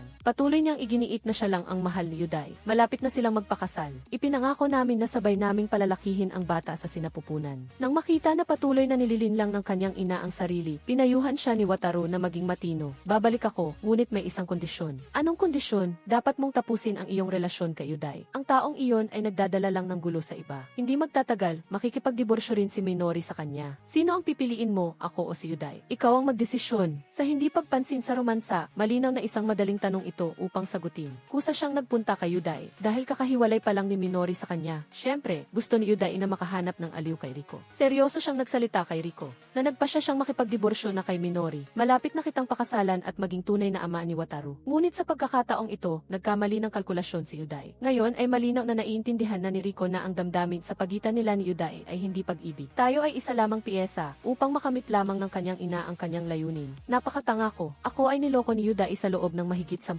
taon. Sa totoo lang, si Minori pa rin ang mahal ni Yuday sa puso niya. Kaya mula simula hanggang wakas, hindi niya kailanman seryosong inisip ang damdamin ni Rico. Sa bawat pagkakataon, gumagawa siya ng dahilan upang umiwas. Napagtanto ni Yuday sa mga salitang ito na may sinabi si Wataru kay Rico. Dali-dali siyang nagpaliwanag, hindi totoo ang iniisip ni Wataru. Bata pa siya at tiyak na mayroon lang siyang hindi pagkakaunawaan. Nang marinig iyon, napangiti lang si Rico ng pilit. Bilang isang ina, hindi niya naisip na si Wataru ay isa pa ring bata na walang alam. Sa halip, labis siyang nahiya. Tayong mga matatanda, hindi man lang tayo kasing galing ng isang bata. Tatayo na sana si Rico para umalis. Biglang naisip ni Yuday ang kanyang trump card, ang bata sa sinapupunan ni Rico. Hindi mo ito kayang palakihin ng mag-isa. Sinabi ni Rico kay Yuday na hindi na siya nag-iisa. Si Yuday ay nalulumbay na gumagala sa kalye at umiinom upang maibsan ang kanyang kalungkutan. Hindi niya inaasahan na aabot sa puntong ito ang lahat. Nagkataon niyang nakasalubong si Komi, isang dalaga sa opisina na laging humahanga sa kanya. Inaliw ni Komi si Yuday na hindi malaking bagay ang pangangalun niya. Kung gusto mo na, bakit mo pipigilan ang sarili mo? Ang bagay na ito ay labag sa kalikasan ng tao. Bagaman siya mismo ay isang masamang tao, nagulat pa rin si Yuday sa mga sinabi ni Komi. Salamat, gayunpaman, labis pa rin ang pasasalamat ni Yuday kay Komi sa pagpanig sa kanya. Upang magpakita ng pasasalamat, gusto niya itong imbitahan sa hapunan.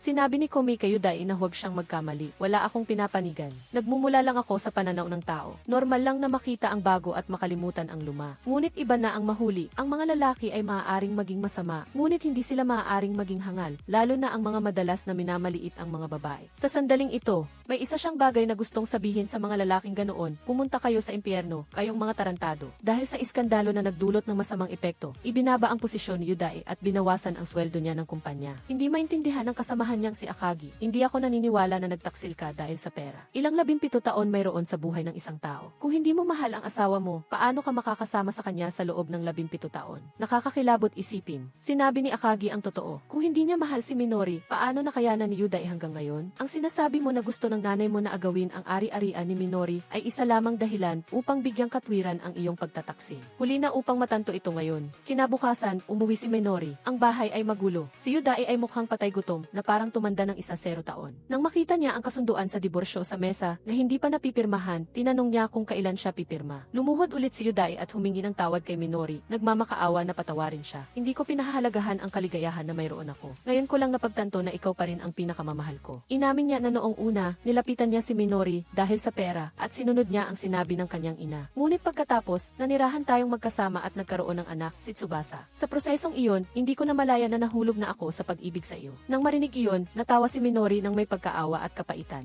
Sari-sari ang kanyang damdamin. Sinabi ni Yudae na, ang pagkakataong ito ay talagang napagtanto niya ang kanyang pagkakamali. Mula ngayon, tiyak na magbabago ako. Mangyaring bigyan mo ako ng isa pang pagkakataon. Sa mundong ito, ikaw at si Tsubasa lang ang pinakamahalaga sa akin. Lumapit si Minori at sinabi kay Yudae, ang lahat ng ginawa ko ay hindi para makakuha ng tawad, kundi para makaganti. Ginamit ko pa nga ang inosenteng si Wataru. Alam mo ba kung gaano kasakit ang ipinagkanulo ng taong pinakapinagkakatiwalaan mo? Gusto ko lang iparanas sa inyo ni Rico ang damdaming iyon. Kaya, naglakas loob ka pa ring humingi ng tawad? Napakabait ko pa nga at hindi ko kayo pinunit. Hindi mo maiintindihan kung gaano kahalaga ang 17 taon ng kabataan ng isang babae. Nang marinig iyon, sinabi ni Yudae na naiintindihan niya. Mula ngayon, tiyak na babayaran ko kayo ni Tsubasa. Naririnig ang mga salita ng pag-ibig na huli na at mas mura pa sa damo. Hindi mapapatawad ni Minori ang panlilinlang na tumagal ng 17 taon. Ang paggawa ng pagkakamali at paghingi lamang ng tawad ay hindi sapat. Dapat kang parusahan upang matuto. Kapag nalaman mo ang sakit ng paghihiwalay, magiging makabuluhan lamang ang diborsyo. Kinabukasan, pagkatapos makumpleto ang proseso ng diborsyo, dinala ni Minori si Tsubasa palayo sa punong puso ng sakit na lungsod na ito. Ngunit bago sumakay ng sasakyan, tinawag siya ni Wataru at nagmakaawa na huwag siyang umalis. Sapat na sa akin na nandyan ka, hindi na ako hihingi ng anuman pa. Humingi ng tawad si Minori kay Wataru. Dahil gusto niyang maghiganti, isinama kanya sa bagay na ito. Ngayon na nakaganti na siya, ayaw na niyang ipagpatuloy ang pagkakamaling ito. Patawarin mo ako. Sinabi ni Wataru kay Minori na hindi siya kailangang humingi ng tawad. Siya ang nagturo sa kanya kung ano ang pag-ibig. Pagkatapos ng diborsyo, inilipat si Yudae upang maging isang gwardiya sa guardhouse. Ang kanyang buhay ay napakahirap. Sa tanghali, maaari lang siyang kumain ng tinapay. Hindi niya maiwasang maalala noong araw na ang kanyang asawa ay laging naghahanda ng lunchbox para sa kanya. Ang pagdating sa ganitong kalagayan ay dahil din sa kanyang sariling gawa. Si Minori naman, nagbukas siya ng family-themed cafe sa Kanayunan. Medyo sikat ang cafe sa lugar. Nakita ng kanyang matalik na kaibigan si Minori na umakyat sa tagumpay.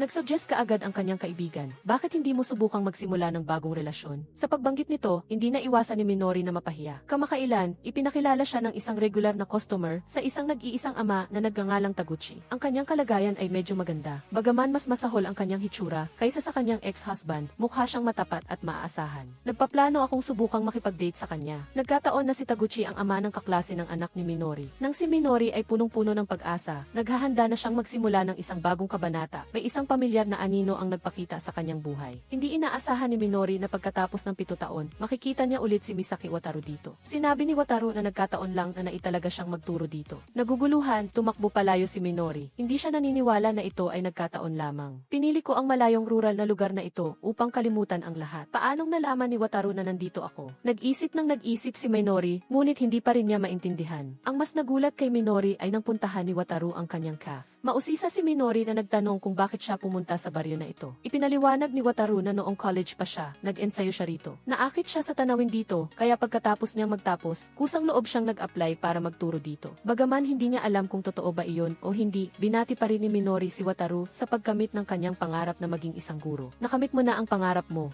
Hindi sinagot ni Wataru ang pagbati ni Minori, ngunit bigla niyang idiniin na siya ay 25 taong gulang na ngayon at hindi na siya ang batang lalaki noon. Naiintindihan ni Minori ang ibig sabihin ni Wataru. Ang kanyang mga mata siya ay nawalan na ng pagkabata at napalitan ng pagkamay gulang at katatagan. Naguluhan si Minori, ako ay 40 taong gulang na. Ang 25 ay napakabata pa, magtrabaho ka ng mabuti. Sinabi ni Wataru kay Minori na huwag magkunwari. Malinaw na alam mo ang ibig kong sabihin. Bakit hindi ka direktang sumagot? Sa loob ng maraming taon, hindi kailanman nagbago ang damdamin ko para sa iyo. Sasabihin pa sana ni Wataru ang mas matatamis na salita nang dumating si Taguchi at ang iba pang mga magulang sa cafe. Nakita niya si Taguchi at Minori na masayang nag-uusap. Ipinakita ni Wataru ang kanyang panibugho. Pinuri ng mga ina si Wataru sa pagiging gwapo. Siguradong namana mo ang magandang gene ng nanay mo. May iba ka pa bang kapatid? Mayroon pa akong isang nakababatang kapatid na babae. Ang pag-uusap na ito ay nagpaalala kay Minori ng masasamang alaala. Alam ni Wataru na sensitibo ang mga paksang ito, ngunit hindi niya alam kung paano tatanggihan ang mga masigasig na magulang. Si Taguchi naman, napansin niyang hindi masaya si Minori. Ang mga masigasig na ina, tinitingnan ang photos ng kanyang kapatid. Tumakbo sila kay Minori at pinuri ang pagiging cute ng bata. Napilitang umiti lang si Minori. Hindi sinasadyang nabitawan niya ang baso na nakasugat sa kamay ni Taguchi. Mabilis na tumakbo si Taguchi upang tulungan siyang bendahe ang kanyang sugat na nagpanganga kay Wataru sa panonood. Nang matapos kumain ang lahat at umalis, sinamantala ni Taguchi ang pagkakataon na imbitahan si Minori sa isang pribadong date sa katapusan ng linggo. Tiningnan ni Wataru si Taguchi nang may matalim na titi. Pagkatapos ay tiningnan niya si Minori, umaasang maiintindihan niya ang kanyang hindi pagsang-ayon.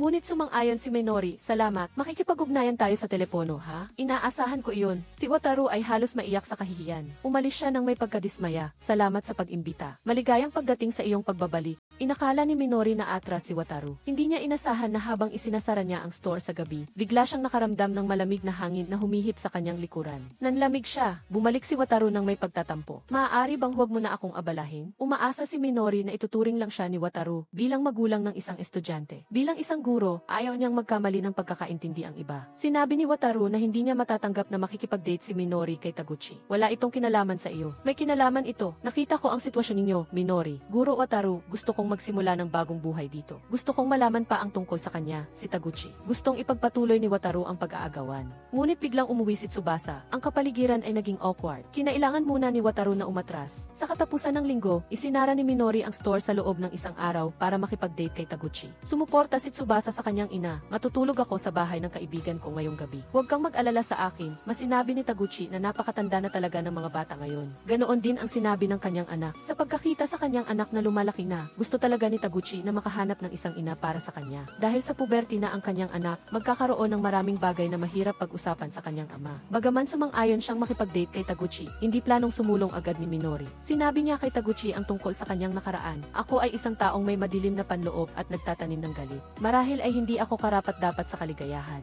Sinabi ni Taguchi kay Minori na huwag niyang sisihin ang sarili. Ang taong may madilim na panloob ay hindi kailanman nakakaramdam ng sakit. Sa daan pa uwi, usisang-usisa pa rin si Taguchi tungkol sa relasyon ni Minori at Wataru. Naramdaman niya na sina Wataru at Minori ay matagal nang magkakilala. Hindi ito tulad ng normal na relasyon sa pagitan ng guro at magulang. Ayaw na ring magtago ni Minori. Sinabi niya kay Taguchi na si Wataru ay dating estudyante niya. Nagkataon lang na nakita niya ulit siya sa rural na lugar na ito. Nang magpaalam si Taguchi kay Minori, nakatanggap siya ng mensahe. Hindi pa sumusuko si Wataru. Muli siyang naglakas loob na manligaw kay Minori. Si Taguchi naman ay nagtapat din ng pag-ibig kay Minori. Nang malaman niya ang nakaraan nito, mas lalo pa niyang gustong protektahan ito. Ipinapangako ko na hindi na kita papayagan na masaktan pa. Sa pagbalik sa cafe, usisang-usisa ang mga ina kung pumayag ba si Minori na makipag-date kay Taguchi. Gusto ring malaman ni Wataru na nakaupo sa sulok ang sagot. Sinabi ko na, bigyan mo ako ng oras para mag-isip. Pagkatapos ihatid ang mga magulang, balak ni Wataru na magtapat kay Minori. Minori, iyon salamat, Guro Wataru. Ngunit ayaw bigyan ni Minori ng pagkakataon si Wataru. Patuloy siyang pinutol. Sa sandaling ito, isang pamilyar na boses ang narinig mula sa likuran. Matagal na tayong hindi nagkita. Nang makita si Rico, natakot si Minori na parang nakakita ng demonyo at dali-dali niyang isinara ang cafe.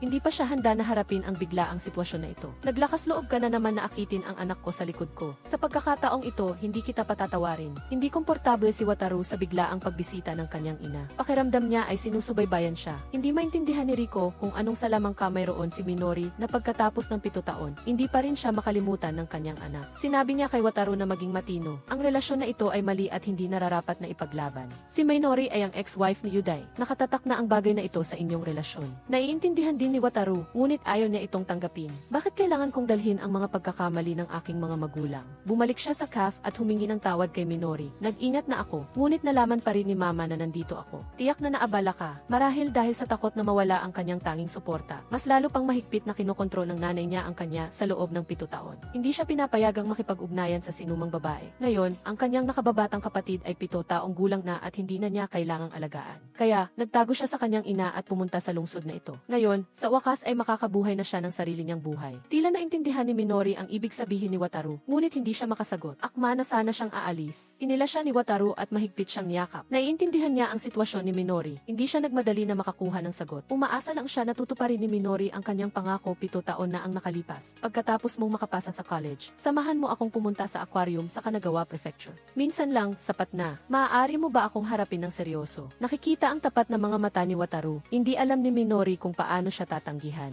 Hindi makontrol ni Riko si Wataru, kaya kailangan niyang humingi ng tulong kay Yuday. Pagkatapos ng diborsyo, napakagulo ng bahay ni Yuday at nagtambak ang basura. Malaki rin ang pagbabago ng kanyang ina pagkatapos parusahan ni Minori. Maghapon siyang nakakulong sa kwarto, ayaw makipag-usap sa sinuman. Wala na siyang sigla tulad ng dati. Nabuhay siya sa depression sa loob ng 7 taon. Nang malaman ang tungkol kina Wataru at Minori, labis na nagulat si Yuday. Ngayon lang napagtanto ng hangal na ito. Sinabi ni Riko kay Yuday, mag-isip ka ng mabuti. Kung talagang magsasama sina Wataru at Minori, mas magiging komplikado ang relasyon ng lahat. Mahihirapan tayong kontrolin ang ating reputasyon. Gusto niyang pigilan ang insidente, kaya umaasa siyang makikipagtulungan si Yuday hanggang sa katapusan ng linggo. Walang kamalay-malay na nagbihis ng maganda si Minori. Inakala ni Tsubasa na makikipag-date ang kanyang ina kay Taguchi. Sa lugar ng pulong, nagpasya si Minori na puksain ang pag-asa ni Wataru. Lumabas ka na sa iba. Nakangiti siyang sinabi kay Wataru, wala tayong patutunguhan. Hindi mo na kailangang mag-aksaya ng oras at pagsisikap, Wataru. Makakakita ka ng mas mabuting tao. Sana ay makita mo na agad ang iyong kapareha. Pagkatapos magsalita, determinado si Minori na tumalikod at umalis. Ngunit biglang umulan ng malakas. Pilit na hinila ni Wataru ang kamay ni Minori para humanap ng masisilungan sa ulan. Nakita nila ang isang abandonadong gusali. Nang makita si Wataru na basang-basa, hindi maiwasan ni Minori na mag-alala. Ang eksenang ito ay nagpaalala kay Wataru ng 7 taon na ang nakalipas. Si Minori ay malumanay at kaakit-akit pa rin tulad ng dati, kaya lalo siyang ayaw sumuko. Naniniwala siyang si Minori ang tadhana niya. Ang tapat na mga mata ni Wataru ay nagpahiyang hindi maglakas loob si Minori na tumingin ng diretsyo. Automatiko siyang umiwas ng tingin. Sinabi ni Wataru, hindi mo kailangang itago ang nararamdaman mo. Malinaw na hindi tayo ang mga lasing. Bakit mo kailangang akuin ang kasalanan ng iba? Kung igigit mo na pananagutan mo ang lahat, handa akong makibahagi sa pasaning iyan. Isang malabong kapaligiran ang bumalot sa silid.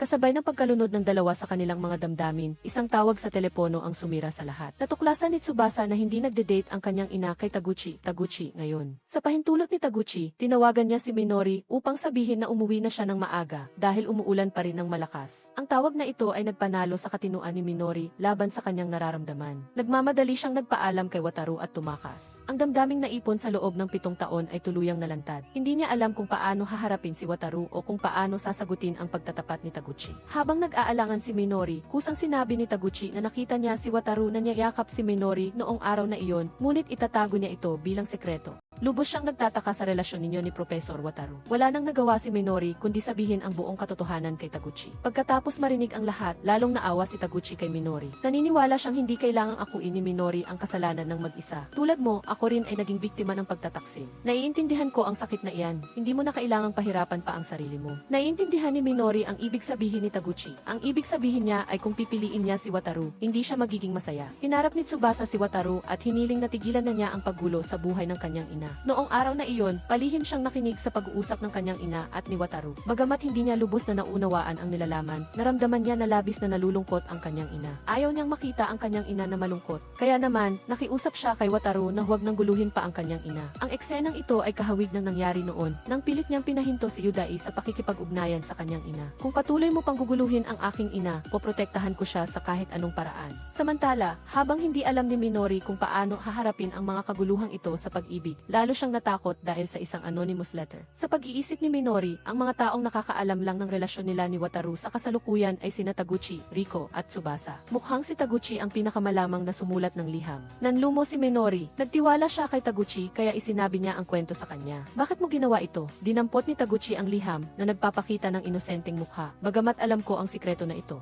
Pero hindi ako ganoon kasama para gamitin ito at takutin ka. Sa sandaling iyon, bumukas ang pinto ng coffee shop at lumitaw si Yuday, ang kanyang dating naging asawa, na mukhang nanlulumo. Hiniling ni Minori, Midori, kay Yudai at Tsubasa na lumayo sa kanya, ngunit pinatunayan ng katotohanan na mahirap putulin ang ugnayan ng magkadugo. Para magkaroon si Tsubasa ng kumpletong pamilya, at sapat na rin ang 7 taon para patunayan na nagsisisi na talaga si Yudai. Naramdaman ni Minori na ang bumalik kay Yudai ang pinakaangkop na pagpipilian sa ngayon. Natural, hindi ito matanggap ni Wataru, ngunit naalala niya bigla na ilang araw na ang nakalipas, pinuntahan siya ni Tsubasa. Napansin maging ng isang batang nasa elementarya na ang pinakakahina-hinalang nagpadala ng nagbabantang liham ay walang iba kundi ang ina ni Wataru. Kahit hindi siya ang iyong ina, simula nang lumitaw ka, hindi na naging masaya ang aking ina. Naiintindihan ko na, humihingi ako ng paumanhin. Kahit labag sa kanyang kalooban, umaasa pa rin si Wataru na maging masaya si Minori. Kinaumagahan, nalaman ni Minori mula kay Taguchi na napakaraming negatibong komento ang lumabas sa review page ng coffee shop. Pinayuhan ni Taguchi si Minori na magsumbong sa pulis. Kung hindi, mabilis nakakalat ang chismis sa maliit na bayang ito. Nag-alinlangan si Minori, kung magsumbong siya sa pulis, paano kung ang salarin talaga ay ang ina ni Wataru? Makakaapekto ito sa trabaho niya. Nang makita si Minori na nag-aalangan, nagalit si Taguchi. Iniisip mo ba ang nararamdaman ni Tsubasa? Kung kumalat ang chismis, anong magiging trato kay Tsubasa? May katwiran ang sinabi ni Taguchi. Palala ng palala ang negosyo ng coffee shop at iniiwasan na rin si Tsubasa ng kanyang mga kaibigan. Gusto ring malaman ni Wataru kung ang ina niya ba talaga ang nagpadala ng nagbabantang liham. Para tulungan si Minori na matagpuan ang salarin, bumili siya ng tiket ng tren pauwi sa Tokyo upang harapin ang kanyang ina. Ngunit pagbukas niya ng pinto, isang masamang amoy ang sumalubong sa kanya. Magulo ang bahay at walang kibo si Riko na nakahiga sa mesa. Sinuri ni Wataru at nalamang humihinga pa ang kanyang ina, kaya tinanong niya kung nasaan ang kapatid niya. Biglang nagalit si Riko, 7 taon na, bakit hindi pa rin niya ako tinatantanan? Lumabas na nitong nakaraan, may nagpost ng maraming negatibong komento sa website ng salon ni Riko, na inilalantad ang pagiging kerida niya, na hindi na nakapagpatuloy sa negosyo ang salon. Mabilis na kumalat ang chismis hanggang sa kindergarten ng kanyang kapatid. Ate Wataru, ampun ba ako? Napilitan si Riko na mag-file ng mahabang leave para sa kanyang kapatid at ipadala ang bata sa probinsya. Kumbinsido siyang lahat ay kagagawa ni Minori. Kaya, naghiganti na si mama sa kanya, tama ba? Ang tanong ni Wataru ay ikinagulat ni Riko. Huwag ka nang magkunwari, maikaw ang nagpadala ng nagbabantang liham kay Minori, hindi ba? Nang marinig ang balita tungkol sa pagbabanta kay Minori, naalala ni Riko na nakatanggap din pala siya ng maraming nagbabantang liham. Nang makita ni Wataru ang mga ito, napansin niya na magkatulad ang estilo ng pagsulat sa liham na ipinadala kay Minori. Siguro ay nagkamali siya ng hinala sa kanyang ina. Sa pagkakataong ito, malinaw na pareho silang pinupuntirya ng salarin sa likod ng mga nagbabantang liham, ang kanyang ina at si Minori.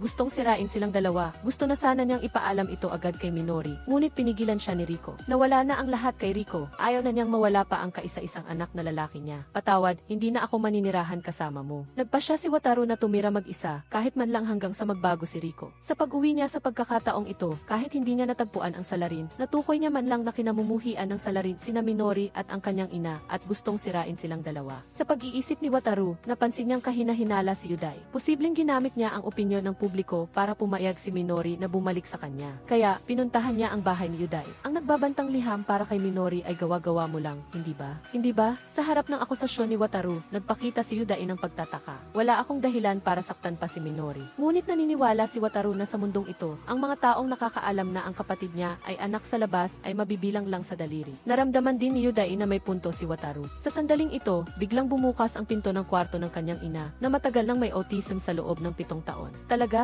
Inakusahan niya si Yudai, bakit hindi mo pa rin malilimutan ang nakaraan pagkalipas ng 7 taon? Nagkakamali ka, ma, hindi ako. Pinayuhan siya ng kanyang ina na magtapat sa pulisya. Huwag mong hayaang lamunin ng puot ang katinuan mo. Ikaw ang dapat pumunta sa presinto. Sa sandaling ito, lumitaw si Minori. Sinabi niya sa biyenan niya, huwag na kayong umarte pa. Magaling kayong umarte, ngunit ang pag-iisip ay hindi naman ganoon katalino. Nakalimutan niyo ba na ang ama ng inyong dating manugang ay ang presidente ng Tsukishiro Group? Sa pamamagitan lamang ng legal department ng Tsukishiro Group, madaling matutukoy kung sino ang nag-post ng mga komento online at nagpadala ng nagbabantang liham. Mayroon ding mga fingerprints sa nagbabantang liham. Noong una, pinaghihinalaan din ni Minori si Riko. Ngunit 7 taon na ang nakalipas, pinili ni Riko si Wataru at tinalikuran si Yudai. Ipinakikita nito na hindi kailanman magiging kahiya-hiya si Riko upang gumawa ng ganoong klaseng maliliit na bagay para siraan ang kanyang sariling anak. Tanging ang biyenan lang ang may record. Maaari niyang gamitin maging ang kanyang sariling anak upang makamit ang kanyang layunin. Huwag na kayong magkaila, biyenan. Dahil hindi na makapagkaila, isiniwalat ng biyenan ang katotohanan.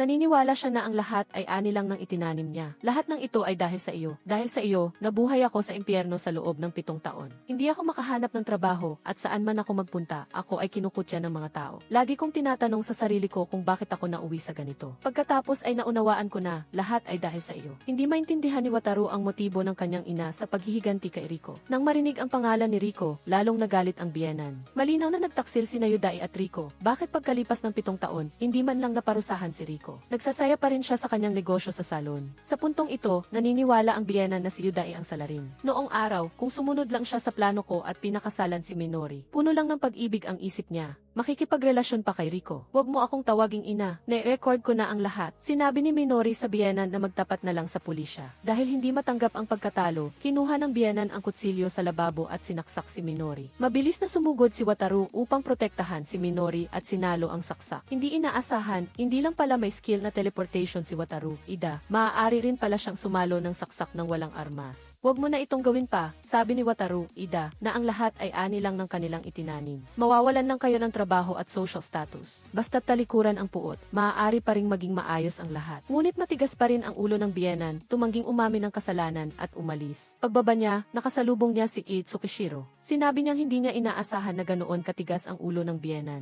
Tila napakagaan pa rin ang parusa para sa inyo. Ang awa ko ay muntik nang magdulot ng karagdagang pinsala sa aking anak na babae. Inutusan niya ang kanyang mga tauhan na dalhin ang biyenan sa presinto ng pulisya. Teka lang, sabi ni Yudai, gustong samahan ang kanyang ina upang magbayad ng kasalanan.